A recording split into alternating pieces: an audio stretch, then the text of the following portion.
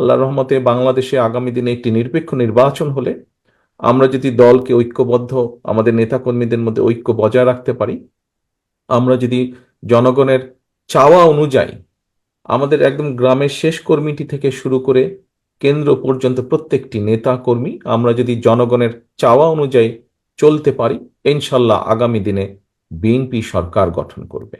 কথাটা কি বলেছি এটা আপনাদেরকে বুঝতে হবে।